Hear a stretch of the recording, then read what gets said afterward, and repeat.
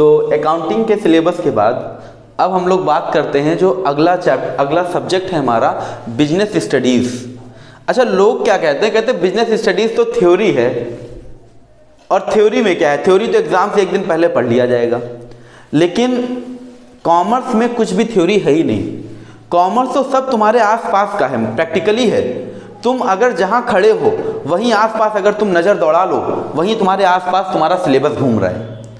अगर हम बात करें बिजनेस स्टडीज़ की सिलेबस की, तो बिजनेस स्टडीज़ के सिलेबस में तुमने टर्म 1 में जो पढ़ा, अब उसके आगे जो टर्म 2 का सिलेबस है, सबसे पहली बात अगर हम सबसे पहली चीज़ की चर्चा करें तो जैसे अगर मान लो ये कंपनी है, ठीक, इस कंपनी के पास पैसे की कोई कमी नहीं है, पैसा इसके पास भरपूर है, और इसी के सामने एक कंपनी और है।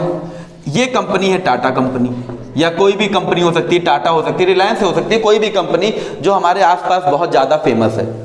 तो ये बताओ, इसी के सामने जो कंपनी है जिसके पास पैसे की कोई कमी नहीं है, पैसा भरपूर है, ये जो चाहे वो कर ले। अच्छा, ये क्या सोचता है, ये सोचता है कि भैया टाटा अगर आज इतना डेवलप या इतना आगे बढ़ चुका है तो क्यों ना हम भी टाटा के बाप बन जाएं। और ये क्या करता है, ये टाटा को कहता है अब हम देखो हम टाटा की कॉपी करते हैं। इसने टाटा से ही देखकर एकदम डिक्टो टाटा के ही कॉपी करके उसने सेम बिल्डिंग बनवा ली। उसने क्या किया, उसने कहा टाटा जिस टेक्नोलॉजी पे मशीन यूज करती है, अगर टाटा की मशीनें जर्मन टेक्नोलॉजी की हैं या नैनो टेक्नोलॉजी की हैं, ये कहता है देखो अब वही सेम टेक्नोलॉजी, हम उसी सेम टेक्नोलॉजी की मशीनें यूज करेंगे। ये कहता है जैसा इंटीरियर का सेटअप, जैसा वहाँ एम्प्लॉयज़ के लिए जो सेटअप तैयार किया है टाटा ने, वहाँ का उनका ऑफिस, वहाँ पर उनका बैठने का जो भी कल्चर है, इन्होंने सेम वही सेटअप अपने आप तैयार कर लिया, सब कुछ सेम करने के बावजूद। ठीक, अच्छा एक चीज़ ये भी है, जो 2000 की नोट इस कंपनी की है और वही 2000 की नोट टाटा की भी, ऐसा थोड़ी कि टाटा की नोट मार्केट में 2000 वाली 10,000 पे लोग एक्सेप्ट कर लेते हैं। नोट की भी वैल्यू दोनों की सेम है, सब कुछ सेम है। लेकिन इतना सब कुछ करने के बाद भी टाटा आगे बढ़ रहा है, मगर ये टाटा के पीछे चल ही नहीं पा रहा है। कहाँ टाटा का बाप बनने की कोशिश कर रहा था, मगर ये अभी उसके आसपास भी नहीं जा पा रहा है। आखिर दोनों में अंतर किस बात का है? जब इसके पास पैसा भी है, इसने सब कुछ टाटा का ही कॉपी कर लिया, ये सब कुछ वही डिक्टो वही कॉपी कर रहा है, तो आखिर दोनों में क्या अंतर है? दो कंपनियां सब कुछ सेम रख सकती हैं, दो ऑर्गेनाइजेशन सब कुछ सेम कर सकते हैं, लेकिन अगर हम बात करें टाटा का जो स्टाफ है, टाटा के यहाँ जो लोग काम कर रहे हैं, हम सब कुछ कॉपी कर सकते हैं, मगर टाटा का स्टाफ और यहाँ का जो स्टाफ होगा, ये स्टाफ कभी भी कॉपी नहीं हो सकता है। हम पैसा, मशीनें, बिल्डिंग सब कुछ सेम कर लेंगे, लेकिन तुम ये सोचो जो टाटा का स्टाफ है वही स्टाफ तुम्हारा भी रेडी हो जाएगा। तो हर इंसान, हर ह्यूमन बींग्स की अपनी एक अलग क्वालिटी होती है, और किसी भी कंपनी की जो सक्सेस और फेलियर होती है ना, वो केवल वहाँ की बिल्डिंग और वहाँ की मशीनें नहीं तय करती हैं। किसी भी कंपनी की सक्सेस और फेलियर वो डिपेंड करती है वहाँ के स्टाफ के ऊपर। अगर स्टाफ काबिल है तो तुम्हारी कंपनी की बिल्डिंग बड़ी नहीं भी होगी ना, तो उसकी काबिलियत अगर होगी स्टाफ की, तो वो अपनी काबिलियत के दम पर तुम्हारी बिल्डिंग बड़ी करवा देगा। लेकिन तुम बिल्डिंग बड़ी बनाकर बैठे हो और कह रहे हो देखो अभी हमारा बिजनेस बहुत तेजी से आगे बढ़ जाएगा, तो अगर स्टाफ अच्छा नहीं है तो बिल्डिंग चाहे जितनी बड़ी बना दो, मगर उस बिल्डिंग का फिर कोई मतलब नहीं है। जैसे एक स्कूल है, अब उस स्कूल की बिल्डिंग बहुत अच्छी है, बहुत आलीशान बिल्डिंग है, सारी फैसिलिटीज़ हैं, सुविधा है, सब कुछ है। एक स्कूल है, बिल्डिंग तो अच्छी नहीं है, सुविधाएं भी नहीं है, मगर वहाँ के टीचर बहुत ही क्वालिफाइड हैं, वहाँ का स्टाफ बहुत प्रॉपर वे में सेलेक्ट किया गया है। लेकिन ये जो बहुत बड़ी बिल्डिंग है आलीशान, यहाँ की बिल्डिंग सुविधाएं तो हैं, मगर यहाँ का टीचिंग स्टाफ उतना क्वालिफाइड या उतना बेहतरीन नहीं है। तो जब दोनों का रिजल्ट आएगा ना, बिल्डिंग भले खराब हो, मगर रिजल्ट बिल्डिंग जिसकी आलीशान बनी है ना, उससे लाख गुना बेहतर आएगा। यही अंतर है स्टाफ का।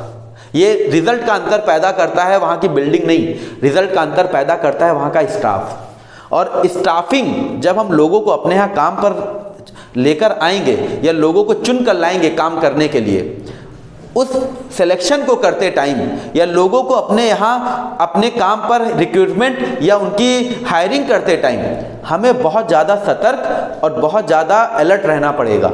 अगर एक भी गलत स्टाफ आ गया, जैसे होता नहीं है घर में बेटा है, अब घर में दो तरीके के बेटे हैं, एक है लायक और एक है नालायक। अगर बेटा नालायक निकल गया तो बनी बनाई जो भी हमारी गुडविल है, बनी बनाई जो संपत्ति है, उस संपत्ति को बिगाड़ने में और उस संपत्ति को बर्बाद करने में ज़्यादा समय नहीं लगाएगा। और एक बेटा लायक है, उसके हिस्से में भले संपत्ति ज़्यादा ना हो, लेकिन वो लायक है, वो कम संपत्ति से भी संपत्ति को बढ़ा ले जाएगा। यही अंतर होता है स्टाफ का। अगर स्टाफ तुम्हारा काबिल है, स्टाफ तुम्हारा लायक है, वो तुम्हारी कंपनी को आने वाले टाइम पे जाहिर सी बात है वो सक्सेस की तरफ और तुम्हारी कंपनी का ग्राफ ऊपर लेकर जाएगा। और अगर स्टाफ गड़बड़ हो गया, स्टाफ चुनते टाइम तुमने लापरवाही कर दी, तो वो स्टाफ तुम्हारी कंपनी को ऊपर ले जाने की बजाय उसका ग्राफ नीचे भेज देगा। तो इसका मतलब किसी भी बिजनेस के लिए जितनी उसकी मशीनें और जितनी उसकी बिल्डिंग और ये सेटअप इम्पॉर्टेंट है, उससे कई गुना, उसके कई लाख गुना इम्पॉर्टेंट होता है वहाँ का स्टाफ। हम बिल्डिंग में थोड़ी बहुत ऊपर नीचे कर सकते हैं चीज़ें, लेकिन स्टाफ में किसी भी तरीके का कॉम्प्रोमाइज़ नहीं हो सकता है। और स्टाफिंग किसी भी कंपनी के लिए, किसी भी बिजनेस के लिए बहुत ही ज़्यादा इम्पॉर्टेंट है। तो उसी के ऊपर हमें एक चैप्टर पढ़ना है कि स्टाफिंग होती क्या है, किस तरीके से स्टाफिंग करनी है, स्टाफिंग करने के क्या फ़ायदे हैं, स्टाफिंग का क्या प्रोसेस होता है, वो सारी बातें हमें पढ़नी है। तो किसी भी चैप्टर को अगर पढ़ना है ना, तो चैप्टर से पहले उसका बैकग्राउंड पता होना चाहिए, आखिर वो चैप्टर पढ़ना क्यों है। तो अब हमें पता चल रहा है स्टाफ की इंपॉर्टेंस। अब इस चैप्टर में क्या पढ़ना है वो हम चैप्टर में डिस्कस करेंगे। तो पहला चैप्टर आ जाएगा तुम्हारा स्टाफ। जैसे तुम लोगों को पता होगा एक बहुत ही फेमस कंपनी इन्फोसिस, इन्फोसिस के एक एक्स सीईओ थे जो अभी भी हैं, ये नारायण सत्यमूर्ति।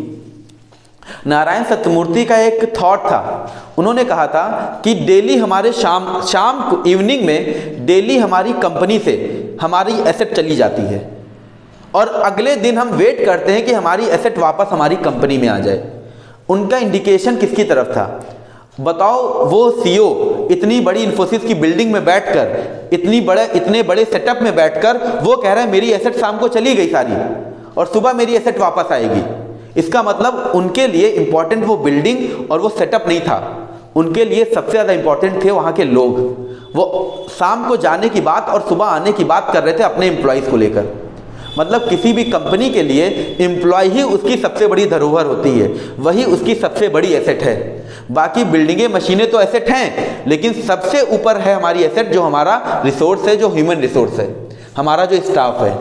तो स्टाफ बहुत इंपॉर्टेंट है और स्टाफ हर कंपनी के लिए इंपॉर्टेंट है। वही स्टाफ तय करता है तुम्हारी कंपनी की दिशा, तुम्हारी कंपनी की दशा और दिशा वही तय करेगा। उसके बाद अगला चैप्टर आता है